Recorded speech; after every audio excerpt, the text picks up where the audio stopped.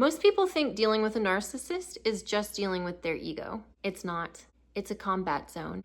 They use a precise 3-part system. First, they trick you with who they pretend to be. Next, they train you to accept unacceptable behavior using 2 forms of operant conditioning. Then third, they work to trap you in case you ever want to leave. Hi, I'm Amanda. I'm a licensed mental health counselor and I have a certification to treat narcissistic abuse. I want you to grow in awareness so that you can be free and joyful. Because narcissists have a way of getting us attached and invested before the abuse begins, and their manipulation is hidden under guises and masks, it can be very hard to comprehend how you got here. We're going to review the behavioral technique of operant conditioning and how narcissists use it to condition you and why this is so effective. Operant conditioning is behavioral learning and changes based on getting rewards or punishments that reinforce targeted behaviors to occur more or less than what's desired by the one conditioning and training. These are voluntary behaviors, not involuntary, such as with classical conditioning. Rewards can be positive, where you get something that you want, or it can be removal of something that you don't want. Both of those increase behavior. Punishments can be positive, such as receiving something that you do not want that deters the behavior, or it can be removal of something that you do want that deters the behavior so you can get that back. Operant conditioning is appropriately used in teaching, law, parenting, and training. However, in narcissistic abuse, operant conditioning is used to deceive and to coercively force, control, and in an exploitative and punitive way.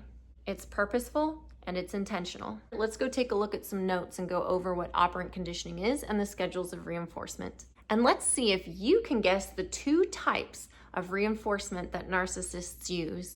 So this is operant conditioning. Operant conditioning has 5 schedules of reinforcement. 1 is continuous reinforcement. The other 4 are different types of intermittent reinforcement.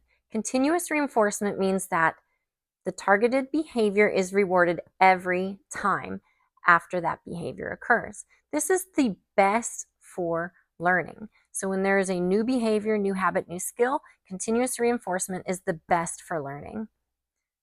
The results, high learning, but it's not sustainable. So we move down to training. Once you've learned the behavior, let's train you to be more consistent with it. This uses intermittent reinforcement. That means partial rewards or punishments. Okay? Fixed has to do with things being the same. Ratio means number of behavior. Variable is unpredictable and unknown. Interval, passage of time. So we have fixed ratio. This means that you can get rewarded or punished, reinforced every time for the same number of behavioral responses. This has high learning and there is a pause after the reinforcement, so it's not super consistent. An example of this would be if you're a car salesman and every time you sell 3 cars, you get paid commission. So fixed number would be 3 and you get paid every 3. Okay, moving down, we've got fixed interval. This means that you are reinforced for the first behavior after the same amount of time. This is like if you get paid every 2 weeks. All you have to do is keep showing up to work and you work. How effective is this? Well, it's moderate for learning, and then there is a pause after reinforcement, and there's an increase just before the time to get paid again or get rewarded again. Next, we've got variable interval. So what that means is that you would be being reinforced for the first target desired behavior after an unpredictable, unknown amount of time. So this has moderate learning. Time doesn't teach very well, but the unpredictability does create high consistency. So here, this is the most reinforcing schedule of reinforcement. This is variable ratio. So that means that you get reinforced after an unknown number of repetitions of desired behavior. So you don't know how many times you're going to have to do a thing, but as long as you stay and you do, then eventually you get rewarded. This has high learning because the variable is behavior. This has high consistency because it is unknown. And so you keep doing the behavior because you never know when you're going to get it. This is very much like playing jackpot. As long as you keep playing, you're eventually going to win. As far as this being like a job, this would be as if you keep the job and you keep working and the boss randomly checks in on you and pays you whenever. Variable ratio is the most resistant to extinction. So this builds the strongest behavioral change out of all of these different schedules of reinforcement. So which two do narcissists have a tendency to use the most? The answer is they use continuous reinforcement and variable ratio. Continuous reinforcement is what they used in the beginning during the love bombing and the idolization phase, where they are mirroring you, they are smiling at you, they are rewarding you for learning to attach to them, to trust them, to depend on them, to be bonded with them. They're getting supply. They're getting affirmation, validation, attention. So they're rewarding you for giving them supply. Here, this is the second way that they're using operant conditioning to teach and control your behavior. So once you have learned to attach to them and trust them and bond with them, they are now teaching you and training you what they will accept and what behaviors they will not accept. And they also continue to use continuous reinforcement in the form not any longer of rewards, but of punishments. And they will continuously reinforce that behavior, not with rewards like in the beginning, but with punishments. So they continue to use this, but not in the same way. And they continue to use this most of the time like you're chasing a carrot on a stick. Like you just never know when you're going to please them adequately. And they love for you to chase them, to try to desperately please them. Then they have control over you to earn from the boss the pay of quote unquote love or good graces. So as you can see, when we put random reinforcement, we don't know at what point we're going to get reinforced. And then we put that along with behavior rather than time. That is the one that is the most effective for getting a behavior to increase or a behavior to decrease and stop. And the reason I want to compare staying in a relationship with a narcissist to having a job and having a boss is because both are transactional. The difference is that the boss didn't tell you that this was an exchange. You were never informed and you never would have consented. It's a trick. How did you get tricked though? So we know that variable ratio is one of the schedules of reinforcement that a narcissist will use to train you into complying with what they want.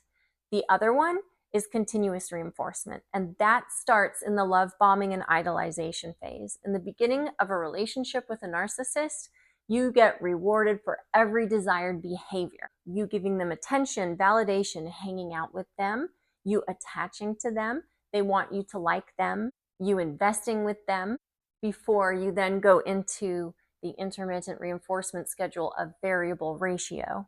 But you didn't want this to be a transactional relationship. This was meant to be a mutual relationship. And in the beginning, you were led to think it was because that's what gets you attached to them. The love bombing phase, the idolization, where you're getting that continuous reinforcement, this stage could last days, weeks, months. It could last years. And during that time, you're doing things like hanging out, making memories, going to concerts together. If it's a romantic relationship, you might even get a house and move in together. You might get a ring and get married. You might start celebrating holidays together and making traditions. You're building memories. You might even get a pet together. You might share a bank account. You might have a baby. You might have 2 babies, 3 babies. The point is, during this phase, you're getting very attached to them. They're getting their roots into your life. And this is the kind of stuff that ends up keeping you stuck, because it's not so easy to leave when you have a joint bank account, or you share a home, or now you've got kids together, or maybe you've married into a family and the family is toxic, but you can't just easily separate because there's all these emotional ties and investments and memories, no matter if this relationship is possibly a boss, or if it's a friendship, or if it's romantic, or if it's family in various ways. The point is, you're attached and it's hard to leave. You don't want to have to. And it also makes it extremely confusing when somebody goes from being this really, really kind person who was mirroring back to you your values and your feelings and earning your trust and your dependency, and they were being helpful. It's very confusing when they go from that to then being a very punishing person. And in fact, the continuous reinforcement doesn't just stop from the rewards, but it goes from the rewards to being continuous reinforcement of punishments for a specific list of behaviors. And these behaviors that tend to get continually punished are things that might threaten their ego and risk a narcissistic injury. These are things like saying no, setting boundaries, asserting your autonomy, being an individual and holding them accountable, calling them out if they lie or if they're betraying or being dishonest or deceitful or if they've hurt your feelings. That's a list of things that narcissistic people have a tendency to always consistently punish you for. That set of behaviors are not allowed. And this is where the unspoken rules come from, because none of this is articulated. At least when you get a job, you've got a whole set of agreements and forms, and you've submitted your resume, you've done an application. It's very clear what your role is and what you're going to be doing and what you'll be receiving in return. But when you enter a narcissistic relationship, you're led to believe that this is a mutually respecting relationship, like most relationships would be. But instead, it turns out to be one of transaction, where if I did this for you, I'm now expecting you to do that for me. And that is going to be something that you were not informed about and you did not consent to. And if they had informed you about it, you never would have consented to it, which is why there is all of this manipulation, is because narcissists don't consider not getting their way an option. And they know that if they just outright told you what their plan was, that wouldn't sound too good for you, and you would likely say no. So narcissists manipulate, and this operant conditioning and reinforcement schedule that they use, it's part of their whole brainwashing technique. It's only one of several components that really get a person brainwashed, where they're not aware of what's going on and they no longer think for themselves because they're being conditioned, they're being trained. If this has happened to you, then you've been trained to not do the things that the narcissist doesn't like, or you've been trained to do the things that the narcissist does want. And a huge difference with the way that operant conditioning is being used by narcissists when they are being abusive is that what's being used as leverage is something that is a basic human need, which is attachment and love. These are basic human needs: belonging and relationship, connection. So these things get held ransom for your compliance. And that's where the term transactional love and conditional love comes from. It's not genuine, it's not altruistic. It's only, I will be kind to you and good to you if I'm getting what I want out of you. That's what it is. And if you're not giving the narcissist what they want, then they will punish you for it. And their punishments are very punitive and very cruel. And during the continuous reinforcement phase, they're teaching you to trust them and get dependent on them. And so you might tell them some personal vulnerabilities, and then later they use that against you to shame you and belittle you. That's exploitation. This begs the question, why did the narcissist switch in the first place? Why didn't they just stay nice? Well, the fact of the matter is that takes a lot of energy from a narcissist, and they really cannot uphold that for forever or for long, because they do deal with a lot of inner turmoil. They do have a hard time regulating their emotions, and they have a lot of contempt inside. They have a lot of jealousy, and at a certain point they start getting contemptuous and jealous of everybody they're with. It's what they do, and it happens with everybody. They continue to blame everybody, but it's not coming externally from everybody, it's coming from within themselves. Eventually a narcissist feels unsatisfied. They're insatiable for control, and they end up wanting more and more and more. So they raise the stakes and they move the goalposts, and what used to be okay then is no longer enough now. So then why do narcissists use this variable ratio schedule of reinforcement, where it's unpredictable when you're going to be loved or when you're going to be hated? Why do they do that? Well, there's two reasons for that. One is because they do struggle significantly with emotional regulation. So they're using you and all of the people around them to regulate their emotions. They're getting positive supply from some people and negative supply from other people. At a certain point, if they do stop idolizing you, and you never get back to that same stage of idolization, but when they stop idolizing you, that's when they start wanting the negative supply out of you. That's when they start to do the put downs and the devaluation. The second reason why narcissists will use a variable ratio scheduled reinforcement is because they're doing it on purpose. It's deliberate. It's a deliberate switch from being affectionate and kind to being mean and aggressive. And it keeps their target on their toes. It keeps you wondering what version of them you're going to get, that walking on eggshells feeling. They are setting themselves up to be rewarded with control over your behaviors, to get their way out of you once they see their training works. And think about how you feel when you're having a variable ratio scheduled reinforcement. You don't know when you're going to get that kindness again. You don't know when it's going to be Dr. Jekyll or Mr. Hyde. You feel tense, overwhelmed, very anxious, desperate to get that back. So you keep exerting the behaviors of staying in the relationship and just trying, giving them more compliments, more apologies, spending time with them, doing more favors with them, just trying to please them. And they love that. They love that they could have control over you and that you could be so desperate for them. It makes them feel significant.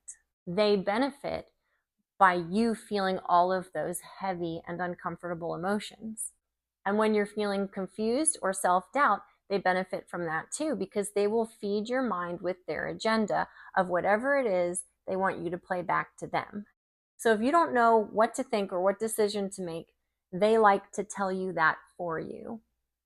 So they are programming your behavior and they are programming your mind.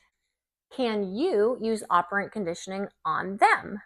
So these are behavioral ways of learning. Learning is defined as a change in behavior. The behavior that you would learn in a relationship like this is to survive and to maintain attachment. So you've learned to do whatever you needed to do to survive in this relationship and to maintain the attachment with this person who's difficult to stay connected with, because you don't want to lose all those things that you've invested in over the years. And you're so attached to the person that they behaved like they were during the continuous reinforcement love bombing idealization phase, the phase where you got tricked. So once they train you, can you train them? No. The only behavior you're really reinforcing from them is to keep you around.